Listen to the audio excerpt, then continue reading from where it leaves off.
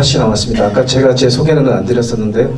제가 그 작년 저희들이 이제 그 작년 11월부터 그러니까 이제 한 8개월 됐는데 작년 11월부터 태백시 도시재생 지원센터 위탁 운영을 받았습니다. 그래서 저희 지금 아까 건누리 국장이 있었지만 저는 원주에 있는 상지대학교에서 호텔항공관광경영학과의 교수로 있습니다. 그러면서 이 도시재생 사업 저희 산학협단에서 도시재생 사업 이런 것들이 있는데 이제 저희들 학교 밑에 저희가 학교가 있는 곳이 이제 우산동이라는 지역인데 그 우산동이 도시재생 사업을 하고 있습니다. 그래서 그 도시재생 사업하기 전에부터 이제 그 대학촌 만들기 뭐 이런 거 하면서 이제 계획하고 활동했던 것들인데 그게 도시재생 사업하면서도 가서 이제 계속 관여를 하고 이렇게 하다 보니 거기 또 센터장님께서 또 태백에도 이런 사업이 있는데 한번 해보는 게 어떻겠냐. 그래서 급하게 좀 지원을 하게 되는데 또 어떻게 운이 좋았는지 작년부터 태백에서 이제 센터장을 맡아서 하고 있습니다. 그러다 보니 이제 제가 또 비상근이지 않습니까? 저희 다른 직원들이 이제 상근이면 저는 비상근이니까 일주일에 하루 정도 보통 한 번 정도 오는데 그냥 될 수 있으면 자려고 합니다. 그래서 1박 2일로 자면서 뭐 센터 직원들하고도 뭐 얘기도 하고 지역에서 이제 하시는 분들 만나서 저녁에 이렇게 이야기도 나누고 뭐 그렇게 하려고 합니다만 어쨌거나 저는 외지인이지 않습니까? 그렇죠? 약간 방관자 같은 입장인데 근데 저한테 이 발표를 시켰습니다.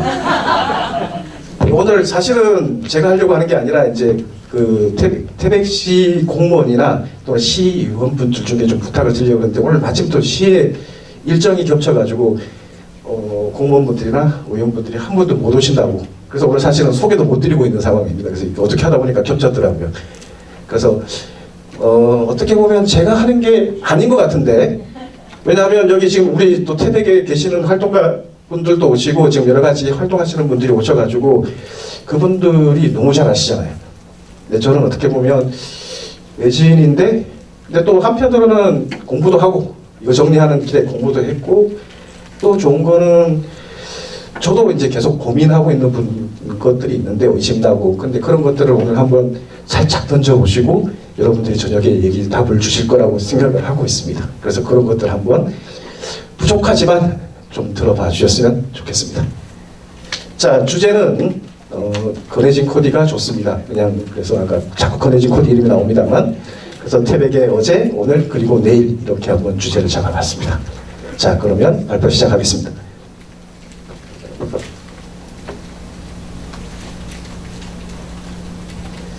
자, 동영상 하나 보고 갈까요?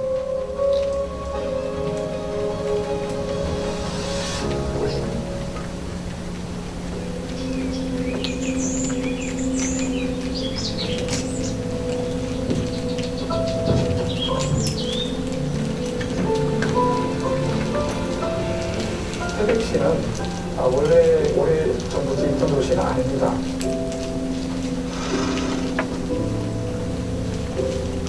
이제 한참 60년대, 70년대 그 장산업하고 흥기업 쪽에 사람들이 이제 막 몰려드니까요. 요거를 30억원에서 띄워가지고 태백시라는 새로운 도시를 하나 만든 거죠. 설탕 산업이 활성화되는 과정에서 탄생한 대표적인 향도시가 바로 이제 태백이다 이렇게 얘기를 할 수 있겠죠.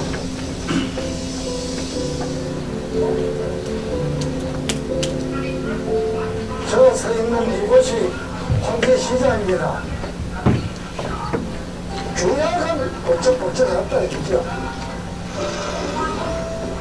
70년대, 80년대 야간 통행문이 있었잖아요. 근데 여기는 이제 거기 옥속되는 겁니다. 그 광산노동이 이게 3교대로 이루어졌단 말이죠. 갑방, 을방, 병방 이렇게 표현을 하더군요. 일본에 사람 지나가면서 돌려서 먹고 병반에 사람 지나가면서 먹고 어느 분 몇천큼 그 시대 경기가 참 너무 좋았어요. 우연찮게 장학금이 들어갔을 때 규정을 하는데 아주 묘한 장원이 두 분은 굉장히 심각한 장점을 지어 있고 두 분은 웃고 있는 현상이었어요. 이분들이 12월 달 되니까 두 분은 나가게 되고 두 분은 계속 있게 되는 그런 상황이었어요. 1980년 서튼 산업 합리화 조치 이후에 그 전까지 한 350여 개의 뭐 이렇게 되는 탕원들이 줄어들기 시작해서 완전 사형화, 이렇게 기간기로 사라지고 있는 여전히 남아있는 조업원들이 이제 마지막 강구가 안 되겠나 싶습니다. 어떤 것이 호황이 있으면 그것을 중심으로 많은 것들을 자원도 결집하고 했는데 그게 사라져버리면 이제 큰 위기를 맞게 되는 거죠. 전국에 있는 모든 시중에 가장 인구가 적은 상태이고요. 인구 4만 명이 채 되지 않는 것으로 알고 있습니다. 워낙 지역이 피폐해지니까 내국인 카지노를 만들어준 겁니다.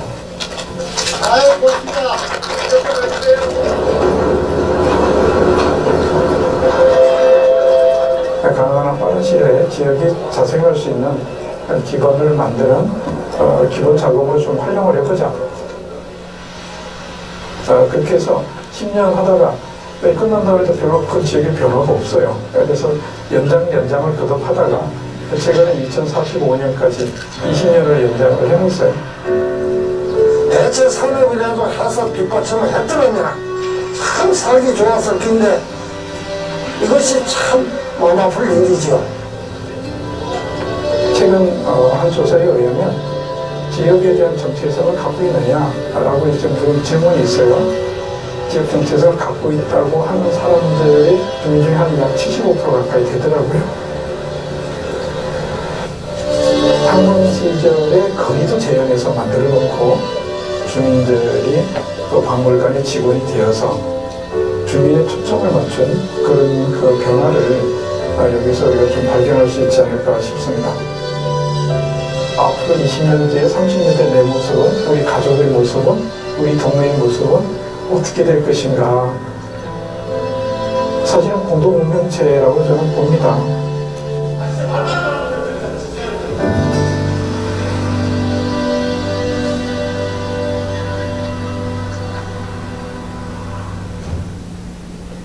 사실 이것만 봐도 저희가 하고 싶은 얘기는 다 한 것 같습니다. 근데 굳이 또 보여드린 것들 중에 하나는 어떻게 보면 KBS에서 만드는 것 중에 최근에 가장 태백의 모습을 잘 보여주는 그런 게 아닌가 싶어서 여러분들 먼저 이해를 돕기 위해서 동영상 하나 보여드렸습니다.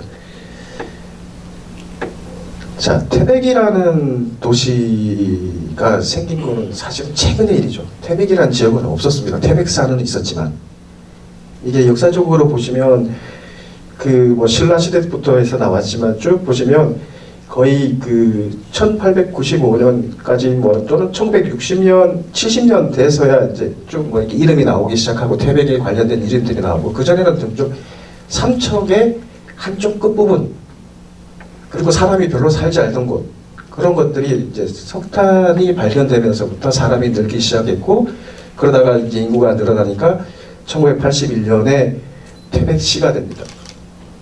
그러니까 기존에 있는 뭐 황지동, 그다음에 뭐 상장동, 장성동 이런 이름들이 전혀 관계없이 그냥 태백사 밑에 있기 때문에 태백시. 그러니까 한 번도 없었던 시가 하나 새로 생긴 거죠. 그러니까 굉장히 역사가 짧은 시라고 보시면 될 것 같습니다. 그리고 이제 그 뭐 근대화 이전에 그 태백시 거의 화전민들 사는 지역이라고 생각이 됩니다. 그래서 지금 여기 그림에 보시면 뭐 굴빛집에 나왔지만 그 전까지는 점이적으로 뚝뚝 떨어져 살았다는 얘기죠. 모여 살지도 않았습니다. 그래서 거의 마을도 없고 공동체 문화 이런 것들도 그렇게 많은 지역이 아닙니다. 그런 것이 이제 석탄이 발견되면서부터 조금 달라지기 시작하죠. 1926년에 석탄을 발견하고 33년에 일제시대 때입니다. 그죠? 장성 지역에 탐맥이 있는 것을 확인하고 난 뒤에 삼척 개발 주식회사라는 것이 일제시대 때 만들어집니다. 일본인 기업에 의해서, 일본 재벌에 의해서. 그리고 38년에 이제 그 일본이 말하는 소위 말하는 대동아 전쟁, 제2차 대전 준비하기 위해서 국가총동원령 내리고 그다음에 2차 대전 하면서 참전하면서 이제 그 석탄을 수탈하기 시작하죠. 그러면서 이제 점점 어떻게 보면 석탄 산업은 점점 커집니다. 그러면서 이제 또 석탄을 일본으로 실어가기 위해서 교통망들이 생기기 시작하죠. 여러분들 오시다 보면 굉장히 험하죠. 태백산맥 넘어서 오셔야 되니까. 지금 차로 오셨으면 그래도 4차선 됐으니까 길이 좋은데 그 고도시 생긴 지 얼마 되지 않았습니다. 그 전까지는 2차선에서 굉장히 꼬불꼬불한 길 모셔야 되는데 지금은 그래도 이 강원랜드 생기면서 좀 길이 많이 4차선 넓어지고 좋아졌고, 그 전에는 사실은 또 접근하는 방법은 철도밖에 없었습니다. 철도도 이게 수탈하기 위해서 이제 중앙선 생기고 영동선 생기고 그다음에 정선선 생기고 뭐 이렇게 여러 가지 철도들이 생기면서 이 천암에서 묵호항으로 석탄을 날라서 일본으로 배로 싣고 가는 그런 노선들이었습니다. 그러면서 여기가 철도들이 놓이기 시작한 것들이죠.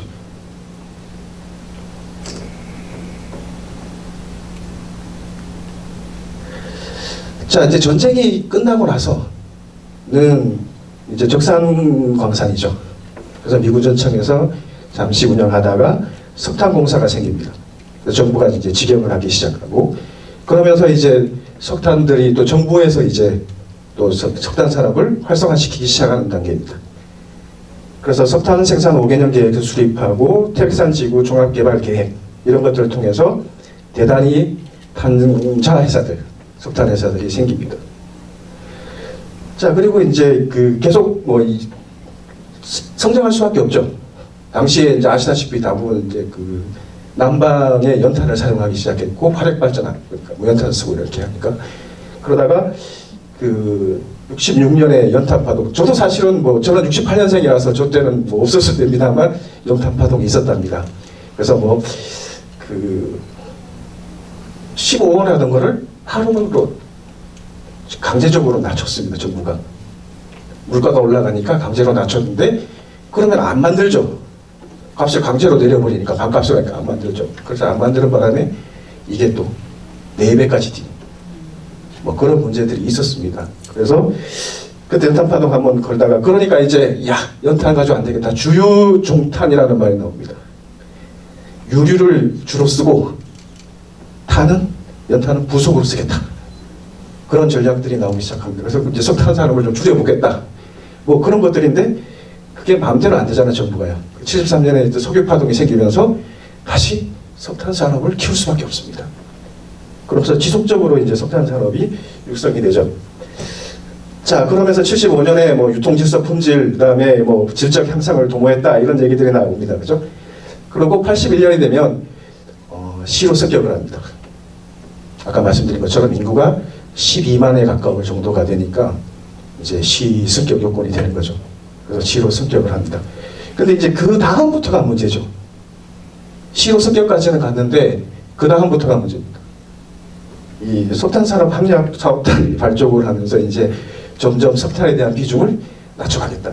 이거는 국제적인 흐름에서 그렇게 갈 수밖에 없고, 생활 환경이 이제 연탄을 더 이상 쓰지 않는 시대, 기름보일러로 바뀌게 되고, 그러면서 자연스럽게 이제 석탄 산업이 사양 산업으로 가는 단계를 밟아갑니다. 그러다가 석탄 산업 합리화라는 얘기는 결국 석탄 산업 안 하겠다는 얘기지 않습니까? 그러다 보니까 이제 지역 산업들이 점점 쇠퇴하고, 그래서 지역에서는 저거를 요구하죠. 폐강 지역에 대한 개발 지원 특별법들을 요구하기 시작합니다. 그게 이제 만들어져서 95년에 만들어졌습니다만, 그 당시 만들어지는 것들에 보면 그렇죠? 그건 좀 다음에 말씀드리겠습니다. 제가 이거 제 얘기가 아니라서 그죠? 공부를 좀 안 되겠습니다. 아니, 제 전공 수업할 때는 안 그런데 지금 여기 제가 이게 쪽지 들고 왔잖아요. 이게 갑자기 급하게 하려니까 조금 공부가 덜 되어 있는데 좀 양해를 부탁드리겠습니다. 자, 인구에 대한 얘기들입니다. 이 83년에 최고 정점인데 11만 7천 명까지 올라갔었습니다. 그러다가 이게 점점 줄어들기 시작하는데 급격히 줄어듭니다.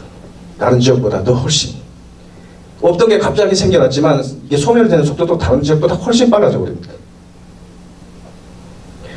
그래서 12년이 되면 인구 5만 선이 붕괴되고 22년에는 4만 선이 붕괴됐습니다. 그래서 24년 6월 말 현재 38,161명. 전국에 아까 말씀드렸지만 전국에서 가장 작은 시 단위로는 아마 인구로 가장 작습니다. 그래서 저는 궁금한 게 하나 생겼죠. 야, 시가 원래 기준이 10만 명 이상 이 시지 않습니까? 그죠? 근데 떨어지는 기준은 어떻게 할까? 없답니다. 떨어지는 기준은 없답니다.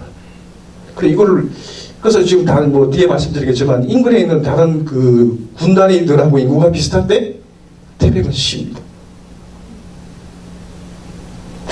이거 어떻게 해야 되죠? 계속 시로 가는 게 좋은지 군으로 가는 게 좋은지도 한번 생각해 봐야 되지 않을까. 물론 뭐 시가 좋긴 좋겠죠, 군보다가는. 근데 과연 그게 지역에 도움이 되는가에 대해서는 좀 한번 생각해 봐야 되지 않을까, 이 생각이 들고 있습니다. 인구 변화에 대한 얘기들인데, 뭐 인구는 앞에서 말씀드린 것처럼 1944년에 인구가 좀 급격히 이렇게 지역에 늘기 시작하는 것들은 석탄 산업 되면서부터 늘어다가 쭉 이 감소되는 모습들을 보여드리는 것들입니다. 생산량도 마찬가지입니다. 생산량도 계속 줄어드는 것들이죠. 그 다음에 이제 광업소들인데, 광업소는 360개? 아까 보니까 367개까지 이렇게 올라갔었는데, 석탄이 그렇게 막 그룹이 많은 건 아니고요. 대규모 회사들이 있고, 그 다음에 거기에 하청받는 업체들이 생기면서 그 숫자가 이렇게 늘어난 것들이 이제 실제 탄광 숫자가 그렇게 굴이 그렇게 360개까지 늘어난 것들은 아니었습니다. 근데 이 소규모 이제 석탄 산업이 가장 석탄 산업 합리화법이 되면서부터 가장 타격을 받는 건 이런 하청업체들이 가장 먼저 사라지고 그다음에 사라지기 시작했었죠. 그래서 어떻게 보면 중소기업들이 항상 그 피해를 가장 먼저 받습니다. 그 다음에 산업의 그 구조도 많은 변화들을 가지고 오게 되죠. 인구의 변화도 같이 가지고 오게 되는데, 자, 옛날 통계입니다만 최근 거를 좀 구해보려고 했더니 이렇게 분석되어 있는 건 없어서 옛날 거를 좀 들고 왔습니다만 흐름을 보는 데는 지장이 없을 것 같습니다. 86년하고 2006년이니까 한 20년 정도. 네, 보시다시피 그 전체 종사자 수가 3만 명 중에 그 광업에 18,000명 정도, 절반 이상이 되죠. 한 60% 정도가 종사를 하고 있는 모습들인데, 20년이 지났을 때 보면 종사자 수도 절반으로 줄었습니다. 일자리가 줄었다는 얘기입니다. 그 다음에 광업은 10분의 1로 줄어듭니다. 1884명. 더 급격히 떨어지죠. 물론 뭐 다른 사업들이 조금 늘긴 늘었습니다만 전체적인 감소세들은 볼 수 있는 것들이고요. 그 다음에 이제 지역의 변화도 가지고 옵니다. 지역의 인구도. 이 황지 인구는 늘어납니다. 황지동은. 근데 여기 보시면 장성동 같은 경우에는 급격히 줄어들죠. 여기가 이제 탄광 지역인데 급격히 줄어듭니다. 그래서 이 황지동이나 이쪽 지역, 이 상상동 지역들이 인구가 늘어나고 나머지 지역은 대부분 감소합니다. 그래서 조금 인프라가 좀 되어 있는, 주거 인프라가 되어 있고 상업 인프라가 되어 있는 곳에서는 인구가 굴러 이동을 하고, 나머지 지역들은 전반적인 다 감소를 하는 그런 모습들을 보여주는 것들이죠. 지금까지 석탄과 관련된 얘기들을 뭐 종합하면 기반 조성기부터 1호함기, 2불함기, 뭐 2호함기, 제3호 세태기 이렇게 하는데, 요 기간을 보시면 40년밖에 되지 않습니다. 40년에 그냥 석탄 산업들은 거의 30년 만에 다 끝나버렸습니다. 굉장히 짧게 간 거죠.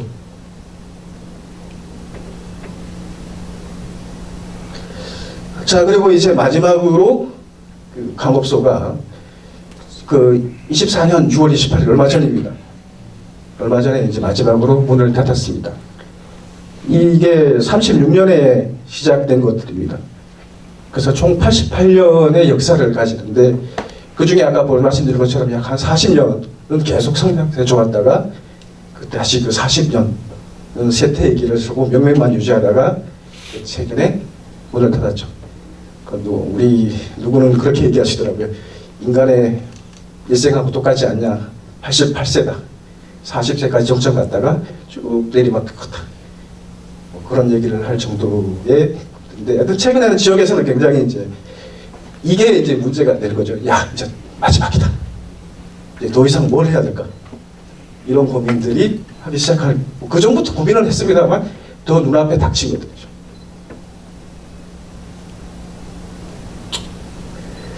자, 그래서 이 석탄 이후에 이제 대체 산업들이나 또는 지역에서 어떤 노력들을 했는가를 보시면, 이 폐강 지역에 대한 특별법은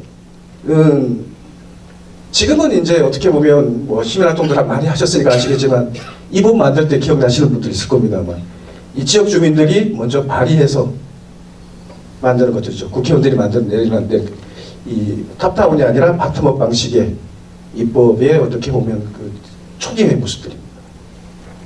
그래서 지역 주민들이 굉장히 위기의식을 가지고 그 지원을 위해서 노력을 했던 것들입니다. 자, 그래서 이 특별법이 만들어지고 그 와중에 이제 태성대학교 강원관광대입니다만 지금은 폐교됐습니다. 그때 이때 이제 카지노과가 만들어지면서 카지노 딜러들을 양성하고 직원들을 거기다가 공급하겠다, 지역에서. 그래서 젊은이들을 하겠다는 그런 대학도 만들어졌습니다. 그리고 카지노가 들어오죠. 카지노가 들어옵니다. 근데 이제 카지노가 들어오는 게 태백이 아닙니다. 정선에 들어가죠. 근데 여기도 이제 뭐 태백 분들 계시니까 사실 저 때는 태백에 오는 게 맞는지 정선에 가는 게 맞는지, 물론 영월이나 삼척도 있었습니다만 가장 이제 그 운동이 심했던 곳은 태백하고 정선이니까. 그 제가 이제 관광을 전공하다 보니까 저는 카지노가 있으면 좋다라고 생각을 합니다. 근데 물론 카지노가 이제 우리나라 카지노 아시다시피 처음에 시작은 전부 다 외국인 전용입니다. 카지노가 가지는 문제는 아시잖아요. 지역 주민들한테 어떤 영향을 미치는지 있기 때문에. 그래서 보통 대부분의 국가들이 자국민들은 못하게 하고 외국인 관광객들만 들어와라. 그래서 외국인들이 뭐 망하든지 말든지 그건 모르겠고 우리는 모르겠다. 뭐 그런 마인드지 않습니까? 그래서 근데 이 아시다시피 이 강원랜드는 외국인 카지노. 그래서 뭐 지역 주민, 당시의 지역에서의 입장도 분명히 하죠. 그런 시설, 혐오 시설이나 또는 문제가 분명히 있는 시설인데 이게 지역에 들어오는 게 맞느냐. 아마 태백에서는 그걸 반대했던 걸로 알고 있습니다. 그렇게 해서 이게 정선으로 가죠. 사복 고안으로 갑니다. 근데 이제 지금 와서 보면 살짝 그때 왔었으면 조금 더 낫지 않았을까? 강원랜드가 이쪽 태백에 와 있었으면 좀 낫지 않았을까? 그런 생각이 들 때가 좀 있습니다. 지금 아무것도 없으니까. 그죠? 그래서 어떻게 그 순간에 판단이 한 번 있었을 것 같은데 그때 누가 판단이 맞는지는 모르다만 그러나 한번 선택의 기회는 한 번 있었습니다. 그게 더 이제 아쉬운 거는 뒤에 이제 O2가 생기는데 O2 리조트가 또 한 번 또 문제가 되죠. 자, 그리고 뭐 도시재생 사업들이 좀 시작되고 폐특법이 이제 한시법이었지 않습니까? 10년 하다가 또 10년 들렸다가 이제 이번에 20년 들렸습니다. 그래서 이거를 한시법 두지 말고 그냥 그 폐지기한을 없애자. 계속 갔으면 좋겠다. 이게 이제 지역민들의 영혼인데 아직 어떻게 될지 모르겠습니다만 45년까지는 계속 운영될 상황입니다. 그리고 이제 그 지방소멸은 뭐 전국적인 그거니까 지방소멸 대응 자금 이게 아마 한 10년간 매년 한 1조씩 배정이 될 모양입니다. 그렇게 해서 22년부터 해서 23년 올해까지 배정이 되고 있습니다. 그 중에 이제 태백이 가장 위기 지역 중에 하나, 그리고 여러 가지 활동을 통해서 최고 등급, S 등급 받아서 아마 전국에서 가장 많은 그 대응 자금을 받고는 있습니다. 이제 이걸 가지고 어떻게 잘 활용해서 이 지역의 사람을 어떻게 육성해야 될지는 고민이 되는 그런 시기라고 됩니다. 아까 강원랜드 말씀드렸지만 이제 강원랜드가 와서 지역에 와서 이제 하는 것 중에 하나는 거기서 나는 이익금을 가지고 지역사회 환원, 그리고 지역의 개발, 그리고 지역의 경제를 좀 개선시키고 이런 것들에 지금 자금이 됐으면 좋겠다. 그렇게 만들어진 것들인데 이제 2003년부터 이제 복지재단 만들어서 저소득 중심으로 지원 사업들을 하고 있고요. 그 다음에 2012년에 희망재단이라는 걸 만들어서 이제 지역 경제 체질 개선, 사회적 경제 지원 뭐 이런 활동들을 합니다. 그래서 지역에 저희들도 그 혜택을 받아보고 있고요. 그러던 것이 2021년에 이제 재단이 통합되면서 사회공헌재단이 되죠. 그러면서 여러 가지 보시다시피 뭐 여러 가지 사업들을 하면서 지원을 하고 있습니다. 그래서 저희 센터도 작년에는 한 3억, 올해는 한 2억 조금 넘게 받았습니다. 그래서 이거 가지고 여러 가지 이제 도시재생 사업들을 하고 있는 중이죠. 그래서 뭐 이런 것들이 조금 도움이 되고는 있습니다. 그 다음에 이제 아까 오토 말씀드렸는데,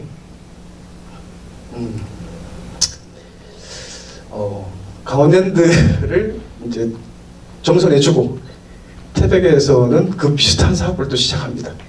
오토 리조트 당시에 이제 사업 레저장지 이렇게 해서 시작을 하는데 2001년부터 이제 시작을 해서 2005년에 착공을 하고 2008년에 오토 리조트라고 해서 사업을 시작하는데 벌써 그때 시작할 때부터 조성이었습니다. 뭐 설계 변경 뭐 이러다 보니 초기 계획보다 한 3-4배 정도 건설비가 더 뛰고 그러다 보니 그냥 거의 뭐 적자에서 이자가 더 많은 시기에 시작이 되죠. 그래서 결국은 못 버티고 폐업을 하고 2010년에 부영에서 인수해서 지금 다시 하고 있습니다만 그때 결국 투자금의 한 5분의 1 정도인 800억에 팔았습니다. 그러니까 지자체가 손해를 많이 봤죠. 강원랜드가 만약에 조금 근데 지금 와서 이제 제가 이렇게 판단을 해보면 정선에 바로 그 하이르만 리조트가 있는데 그 30분급에서 똑같은 걸 해서 거의 사업 내용이 똑같은데 골프장, 스키장, 그 다음에 콘도 이 강원랜드랑 하이원이랑 똑같잖아요. 그래서 왜 그런 결단을 내렸을까? 좀 사실은 조금 판단이 좀 그때 좀 저는 사실은 이거 시작할 때부터 얘기는 들었었거든요. 그런데 저게 될까? 좀 그런 생각을 했는데 아니나 다를까 이제 또 관에서 하는 사업들이 각가다가 비효율적으로 움직이는 게 많지 않습니까? 그래서 결국은 지자체에서 굉장히 많이 손해를 보고 철수를 한 사업 중에 하나입니다.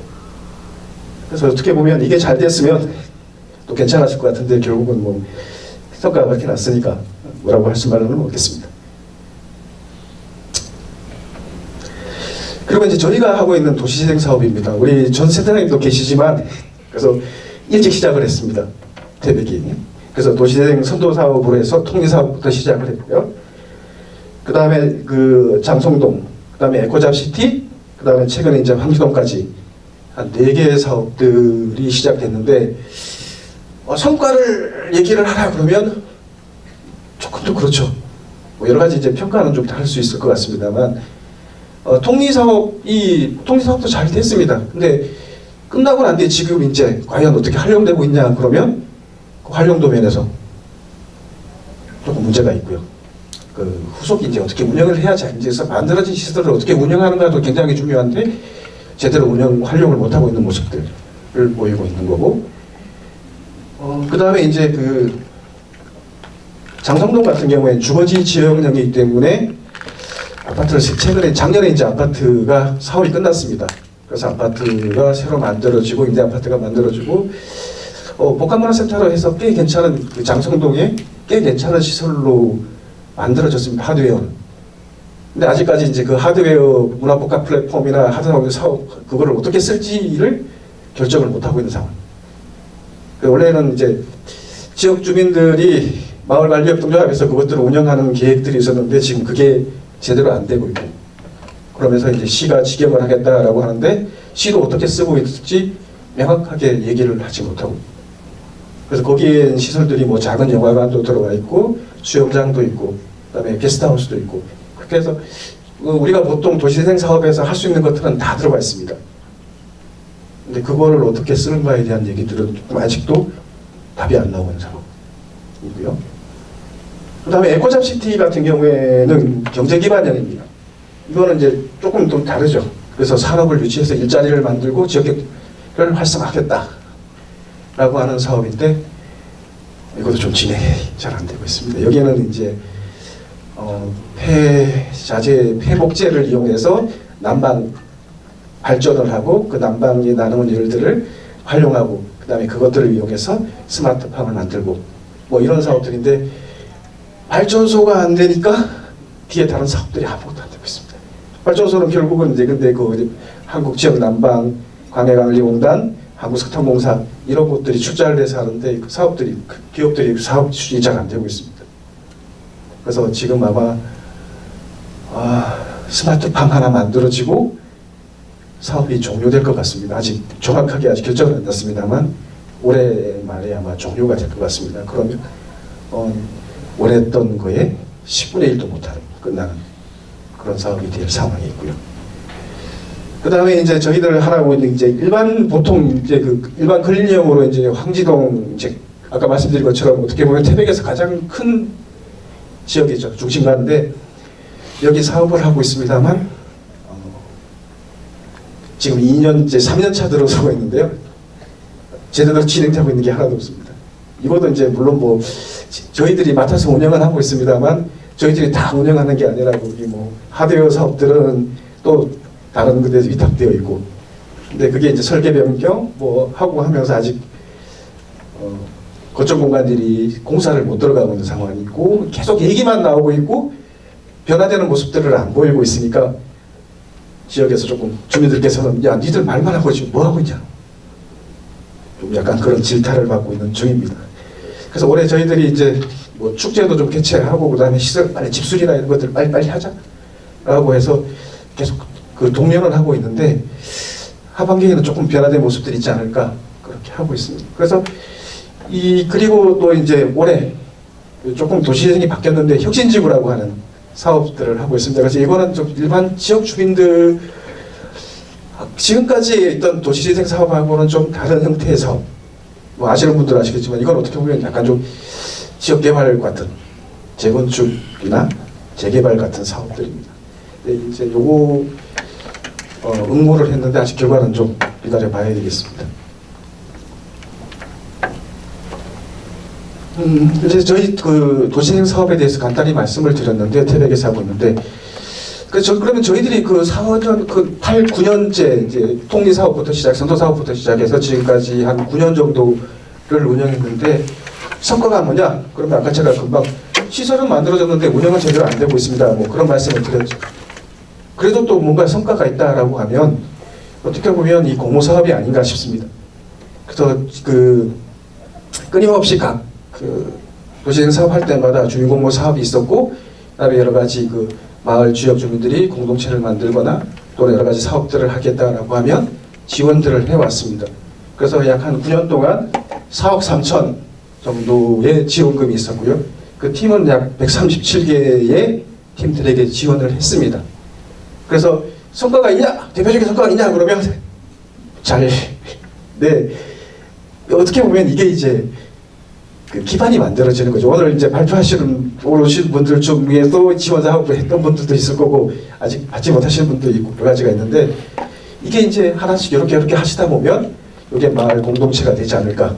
이게 이제 이렇게 하나의 지금까지 이제 한 9년 정도 이렇게 쌓였다라고 생각합니다. 그래서 이게 이제 조금 아까 말씀드린 것처럼 태백은 아직 마을 공동체 사업 활동들이 좀 부족한데 여기에 공모 사업에 왔던 분들이 좀 그런 기반이라고 생각하고 이분들이 이제 조금만 또 여러분들이 오늘 오셔가지고 좋은 말씀 많이 해주고 박한들 주시면 이걸 가지고 이분들이 조금 더 이제 마을 공동체에 활동을 할 잠재력이 아닐까 이렇게 생각을 합니다.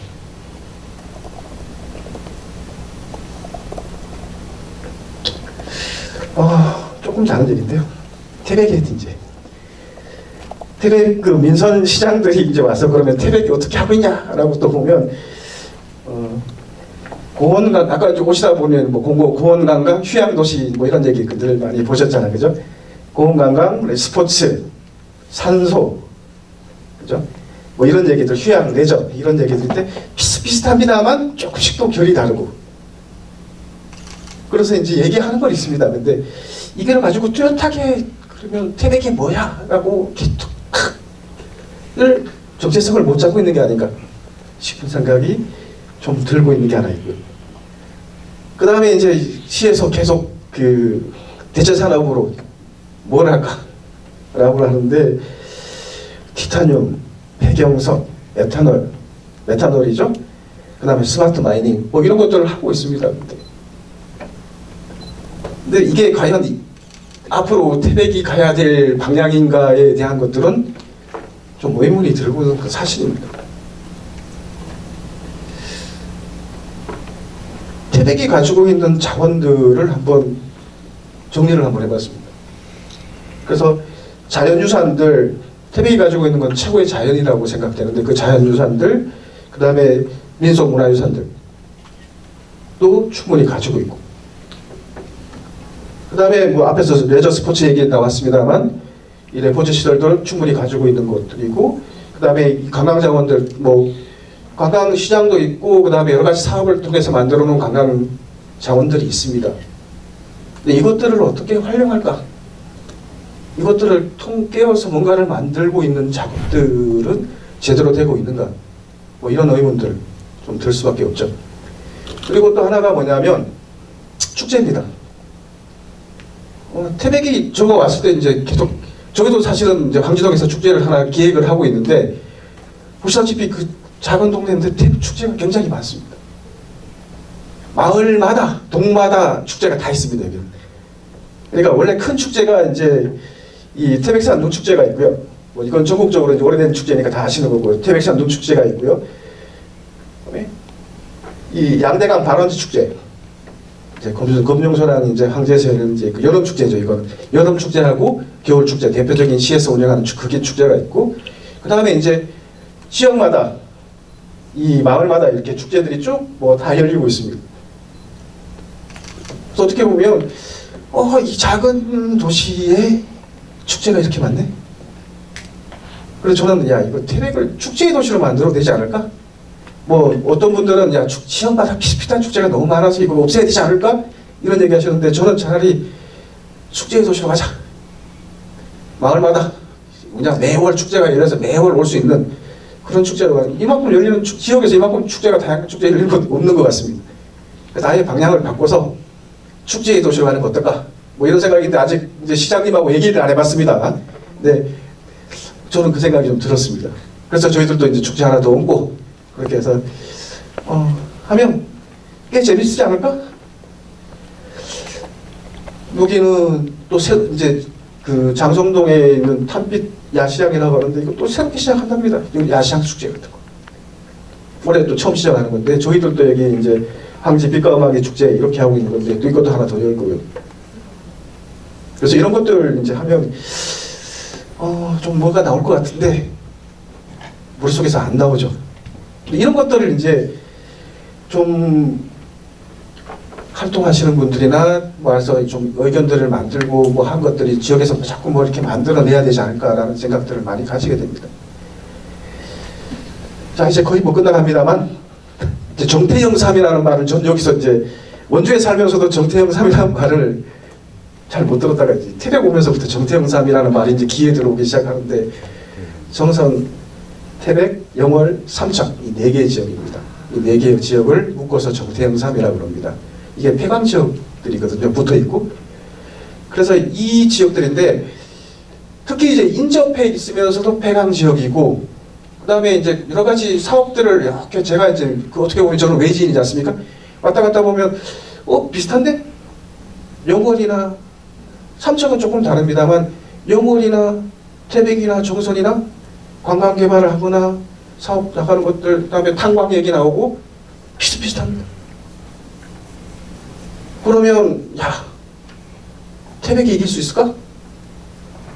제가 이제 영월을 얼마 전에 학생들하고 영월을 갔었는데 영월을 갔다가 장릉 아시잖아요.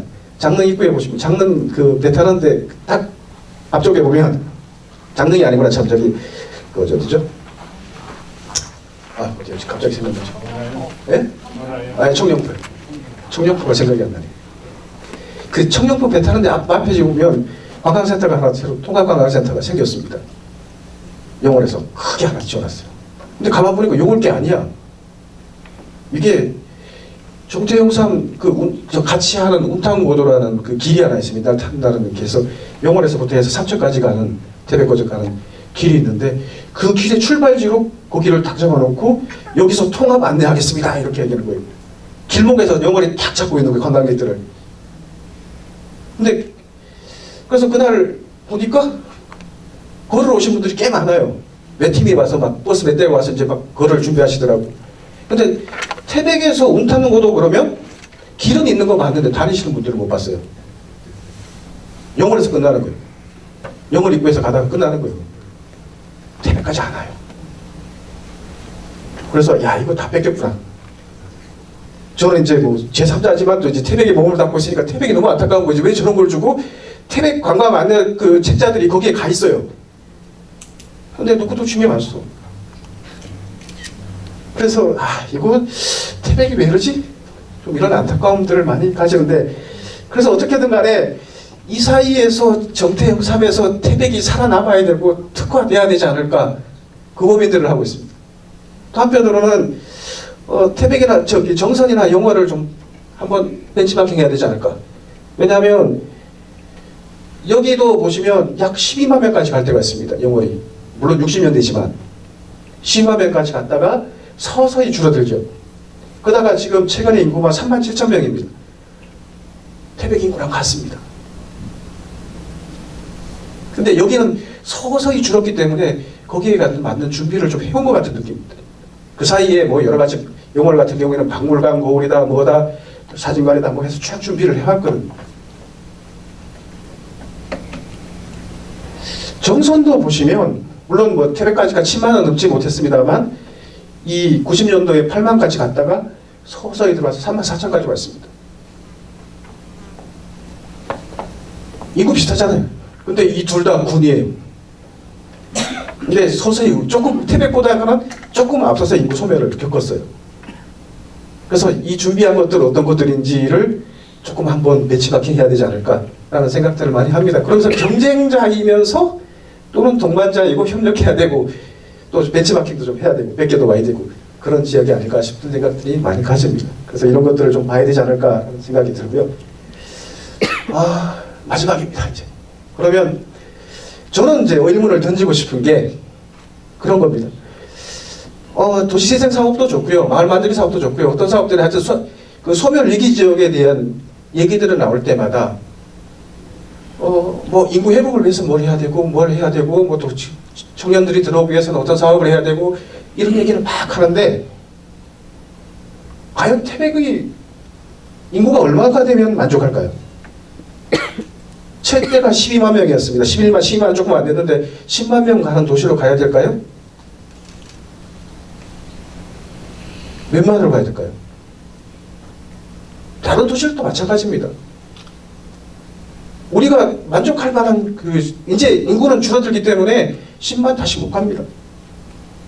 그러면 5만 도시에 같이 아니면 더 이상 줄어들지 이것만이라도 유지해야 될지 이 고민들을 해야 되거든요. 그래서 도시 사이즈를 어떻게 규모하고 우리 도시를 어떻게 컴팩트하게 만들고 관리하기 좋고 편하게 살까.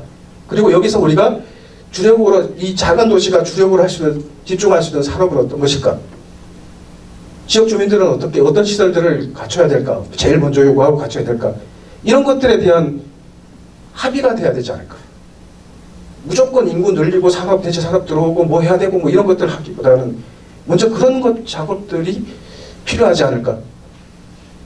그래서 어떻게 보면 제가 이제 주민 주도형 태백 시스템 마스터 플랜이 필요하다고 하는 것들인데 도시 마스터 플랜은 뭐 시에서 맨날 만들죠. 근데 그 마스터 플랜이 관에서 만든 마스터 플랜 말고 주민들이 합의한 마스터 플랜이 있었으면 좋겠다. 그래서 우리가 스스로 태백시는 이만한 도시면 우리가 만족할 것 같아. 그리고 이 정도 수입이면 될 거고 인구가 이만큼이면 좋겠어. 그리고 이러이러한 시설이 있었으면 좋겠어.